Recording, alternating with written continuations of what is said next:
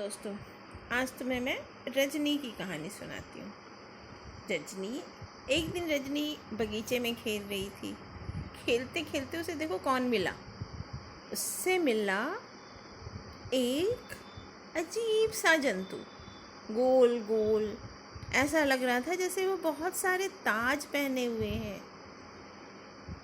उसे देख रजनी चीखी, तुम कौन हो? रजनी की चीख सुन के वो डर गया और उल्लू भाई के पीछे छिप गया। उसे देखते ही उल्लू भाई को भाई ने बहुत तेज झटका और अपने से दूर कर दिया और दौड़कर मास्क पहन लिया और शांति से बैठ गए। उसे देख के उस जंतु ने कहा, ओह, लगता है तुमने मुझे पहचान लिया। मैं हूँ कोरोना। देखते नहीं मेरे सर पे कितने ताज हैं और इसी कारण तुम मुझे कोरोना वक्त कहते हो। हालांकि तुम में से कुछ हमें कोविड-19 भी कहते हैं।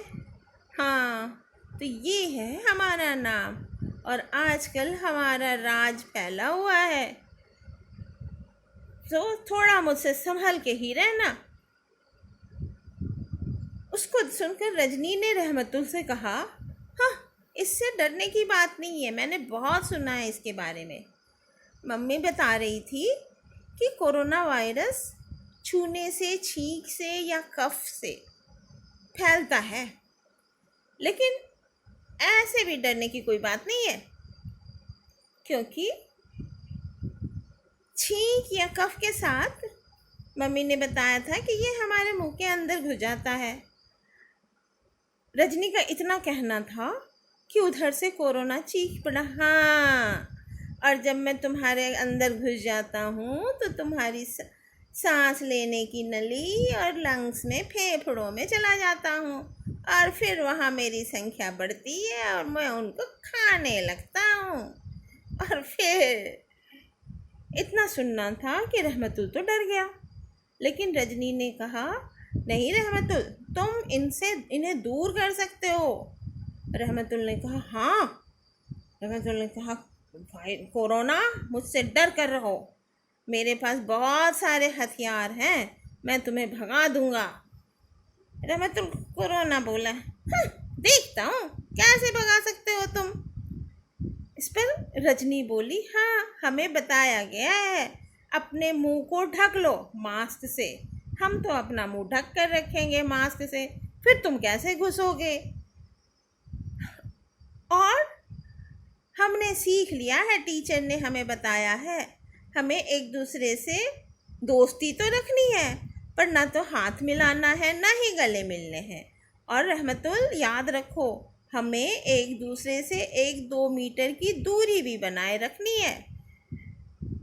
रहमतुल ने कहा, हाँ, और इसके साथ साथ मम्मा बोल रही थी कि अगर हम घर के अंदर रहेंगे तो ये हमारा कुछ ना बिगाड़ पाएंगे, ये बेचारे बाहर घूमते रहेंगे गलियों में और हम घर के अंदर मौज करेंगे। इस पर रजनी बोल पड़ी कि लेकिन अगर हम स्कूल गए तो? हम स्कूल जाएंगे तो सोशल डिस्टेंसिंग का ख्याल रखेंगे, यानी अभी जैसे कहा था 1-2 मीटर की दूरी बना कर रखेंगे, बहुत उधम नहीं करेंगे, एक दूसरे को धक्का नहीं देंगे। हाँ, लड़ाई तो भूल ही जाएंगे, बातों से लड़ाई कर सकते हैं, लेकिन मास्क पहन के रहेंगे। और हाँ, क्लासरूम में भी हमारे बीच में एक डेस्क की दूरी होगी, हम बस अपनी पढ़ाई करेंगे और अपनी दोस्ती बनाए रखेंगे, बस फिजिकली एक दूसरे से दूर होंगे। हाँ, फिर कोरोना हम तक पहुंचेगा कैसे? ये अभी इतनी बात कर ही रहे थे कि इनके पीछे से दौड़ा हुआ आया साबुन। साबुन ने कहा, हाँ, डींगे मारने दो कोरोना को, ये तो मुझे देख के यूं डरता है कि मैं तुम्हें क्या बताऊं। अगर तुम अपने हाथों को अक्सर धोते रहोगे, कुछ भी छूने के बाद धो लोगे अच्छे से, तो ये तो यूं दुम दबा के भागेगा कि पूछो नहीं। उनकी बात सुनकर कोरोना के आंखों में गुस्सा आ गया। सचमुच ये साबुन कहाँ से आ गया है? फिर रजनी ने कहा, हाँ, अगर साबुन से हम 22 सेकंड तक लगातार हाथ धोएंगे तो इन कोरोना की तो धज्जियाँ उड़ जाएंगी। ये बस टुकड़े टुकड़े होकर इधर उधर फैल जाएंगे, फिर इनकी मजाल ही नहीं है कि ये किसी के पास जाएं। और हम उन्हें रजनी हवा में यूं हाथ पांव मारने लगी जैसे कि वो कोरोना को किक कर रही हो।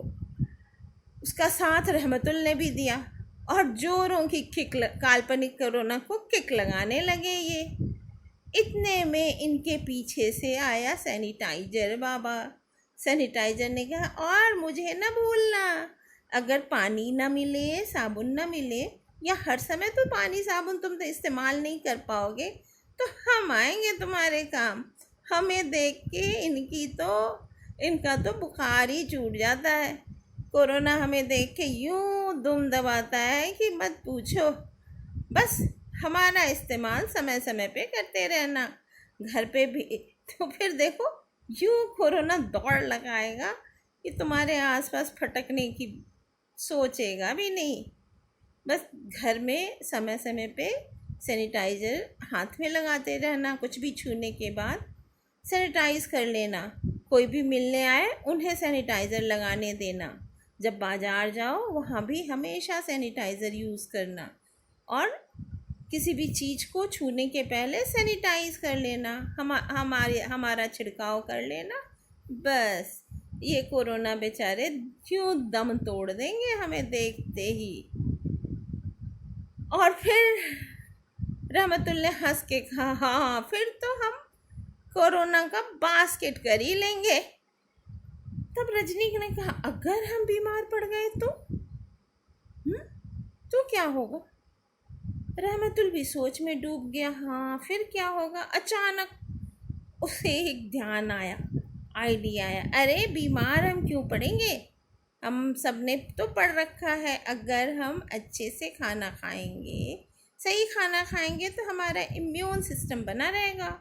और मम्मा बताती है कि अगर तुम्हारा इम्यून सिस्टम ठीक है तो कोई भी जब, ये कोरोना कहाँ की चीज़ है, कोई भी जब हमें अटैक नहीं कर सकता। ये देखो ये सारे हेल्दी फूड हैं, ग्रीन वेजिटेबल्स, मिल्क, फ्रूट्स, इन्हें बस खाते रहना है समय समय से। अपने नखरे छोड़ देना है, पिज़्ज़ा बर्गर को भूल जाना ही अच्छा है। ये बातें कर रहे थे तब तक उधर से नाचते कूदते आ गए आलू, प्याज, केला, शलगम, सब ने नाचना शुरू किया। हाँ हम हैं तुम्हारे रक्षक, हम हैं तुम्हारे रक्षक, हमें भी जोड़ो इनमें, हम हैं तुम्हारे रक्षक। दूध, अंडा, कॉफ़ी, ये सब भी इसमें शामिल हो गए। कहे कि हम सबको अगर तुम लेते रहोगे तो फिर तुम्हारे शरीर पे किसी भी चीज़ का हमला नहीं हो सकता है, और कोरोना तो यूं जेल में बंद होगा कि हमारे आसपास भी नहीं फटक पाएगा। और अगर किसी की छींक भी आए तो तुम्हारे चारों तरफ यूं प्रोटेक्टिंग शील्ड होगी कि कोई भी जर्म उसको भेद नहीं पाएगा, और तुम्हारे पास आने में उसे 5 बार सोचना पड़ेगा। तो इस तरह कोरोना की हो जाएगी छुट्टी और हम बन जाएंगे अपने रक्षक। उसके बाद रजनी और रहमतुल खुशी खुशी अपने घर चले गए, और उन्होंने कहा अपने घर पे कुछ पोस्टर्स लगाए कि इनका हमें ध्यान रखना है। अगर इन सारी चीज़ों का हम ध्यान रखेंगे तो यूं हो जाएगा कोरोना आउट।